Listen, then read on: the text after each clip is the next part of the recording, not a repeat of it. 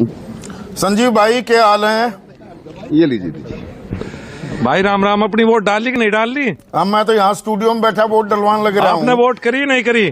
मैं तो स्टूडियो में बैठा है भाई वोट देखो, थारी वोट का गलती देखूं, पर ये बताइए 58 में से 53 सीटें जीती थी। हाँ। और वो आपके जी नेतृत्व और मेहनत का भी नतीजा था। तो 91% सीट जीत गए पश्चिमी उत्तर प्रदेश में। ये पश्चिमी उत्तर प्रदेश खेल फिर से बनाएगा बीजेपी का, या खेल बिगाड़ सकता है? उधर जाओ, उधर पक्का बनावागा। पहले नहीं कहा, भरोसा हो गया है पिछले 2-3 दिनों में। पक्का खेल बन रहा, आप निश्चिंत रहो। मेरी तरफ से कह दो सभी दर्शकों को कि पश्चिम में फिर भारतीय जनता पार्टी पूरे वेव के साथ आ रही है। वो पुरानी कहावत है, संजीव जाट ने जब मरा जानिए जब तेरामी ओले। तेरामी भी नहीं, बरसौडी की बात होती है। तो मैं यहाँ दर्शकों को बताने के लिए आज तेरामी है, चिंता वो हम 10 मार्च को बताएंगे। और तेरामी का माहौल ठीक है। तेरामी का माहौल ठीक है। तेरामी का माहौल ठीक है। तो यहाँ बदलाव क्या हुआ? आप जो कह रहे हैं कि नहीं 2-4 दिन पहले से अब आश्वस्त हो, तो क्या बदलाव हुआ? पहले दिक्कत आप मान रहे थे किसानी आंदोलन का नुकसान आप लोगों को हो सकता था, उसकी भरपाई कर ली क्या आप? ये ताल ठोक रहे?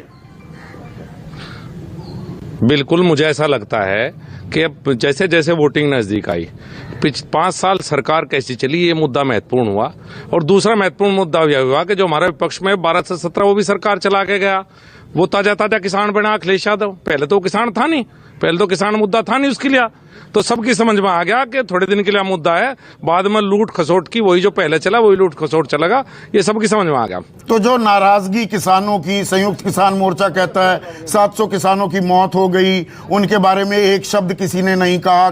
खालिस्तानी, आतंकवादी, न जाने क्या क्या संज्ञाओं से किसानों को नवाजा गया, ना उनकी बात मानी गई अभी तक। तो किसान मना लिए आपने? देखिए, ना तो मैंने कभी ऐसा कहा, वे हमारे भाई थे। अगर एक भी किसकी भी मौत है तो पूरा दुख हमें पहले भी था, आज भी है और आगे भी रहेगा। बाकी जहां तक मानने की बात है, मुझे तो लग रहा मान गए, क्योंकि और मुद्दे भी हैं। किसान आंदोलन समाप्त हो गया, जो बड़ी मांग थी वो तो मान ही ली। कौन के नहीं माननी भाई, सारी बात उनकी माननी। पहले दिन डिक्लेयर करा, उनके लिए स्पेशल मीटिंग बैठी संसद के पहले दिन, 2 घंटे में हमने पास करके दे दिया। जो उनकी बात थी वो तो मान ली हमने। वो गन्ना जिन्ना भी बड़ा हो रहा है कि भाई गन्ना जीतेगा, जिन्ना जीतेगा। तो वो गन्ने गांडे कहते हैं हमारे इलाके में। तो गांडे के भुगतान का जो मुद्दा है वो समझा दिया, या वो 8-10 महीने बाद भी जो पीछे आते दिखे हैं, बकाया है ना? एक दिक्कत है ना संजीव?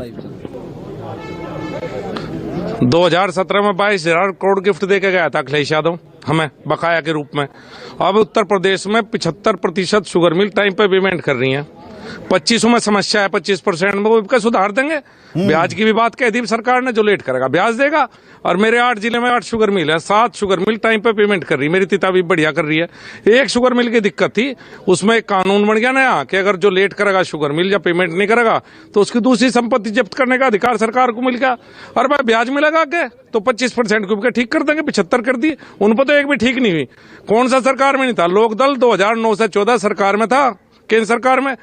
5 साल रहा शुगर इंपोर्ट हुई, क्या जवाब है उनके पास? 12 से 17 अखिलेश यादव है था। कितना पेमेंट हुआ, क्या हालत थी, सबको पता। तो हमने कुछ बेहतर किया है, कुछ और बेहतर करेंगे। जो बच रहे उस काम को भी करने का प्रयास करेंगे। भाई आप जाटों के बड़े नेता भी हैं। जो ये जाट मुसलमान किया गया, जाटों में एक ये भी नाराजगी है कि जाटों को क्या बदनाम किया गया। और ये जाट मुसलमान में जो खाई थी, वो आरएलडी एसपी वाले उस खाई को पाटने की कोशिश कर रहे हैं। जाट मुसलमान साथ आ गया, आपके लिए दिक्कत हो जाएगी क्या? अच्छा, एक बात बता भाई, जो लोकसभा में तो खाई याद आवे, सांप्रदायिक सौहार्द बनाना में, विधानसभा में बाकी 2 साल बीच में कहाँ रहे हैं सौहार्द बनाने वाले? हम तो यहीं रहे, 7.5 साल से सांसद हूँ। एक झगड़ा हो जाओ बताओ जाट मुसलमान का, कहीं तनाव हो जाओ तो बताओ। अरे भाई, यो दिल्ली लखनऊ बैठ के तनाव दूर हो, गाँव में दूर हो। आपस में भाईचारा फैसले हमने करे बैठ के, उन्होंने करवा दिए हमारे, हमने तो करे बैठ के। हमारे फैसले में मौजूद रहे भाई, हमारी चिंता उन्हें ना करे। हमने सांप्रदायिक सौहार्द बना रखा, भाईचारा बना रखा, और सब भाइयों के डाल रहने चाहिए। कोई हो, वोट डालने का सबका अधिकार है, प्यार से वोट डाल लो, क्या दिक्कत है? आपके सांसद, विधायक, आपके नेताओं को गांव देहात में घुसने नहीं दे रहे थे। एक वो संजीव बाल्याण तो घुस जाया करता, जित जी चाहे पहुंच गया बिना डरे। पर वे जो नारेबाजी थी जी। उस नारेबाजी को कैसे आंक रहे हैं? वो नाराजगी थी या वो प्रायोजित नाराजगी थी, नारेबाजी थी?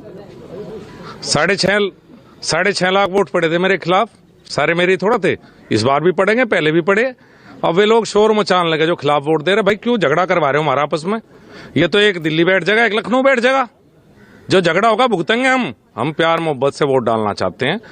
जिसकी जहां इच्छा है वोट दो, प्यार दो। आज चुनाव खत्म, भाईचारा कायम। ये तो झगड़ा करवाना चाह रहे भाई संदीप। दंगे का साया, ये फिर भाग जाएंगे। दंगे का साया उठ गया है मुजफ्फरनगर से। बिल्कुल कहीं जिक्र नहीं, खूब बढ़िया माहौल है। ना जातीय तनाव, ना सांप्रदायिक तनाव, पूरा बढ़िया भाईचारा अपना बना रखा। ये हमारे भाईचारे को डिस्टर्ब ना करे, बस ये चाह रहे हम तो। एक आखिरी सवाल, 4 दिन पहले सिसौली पहुंच गया जयंत चौधरी और वो आशीर्वाद देता दिखा नरेश टिकैत, बाल्याण खाप के अध्यक्ष, और आप खुद बाल्याण हैं।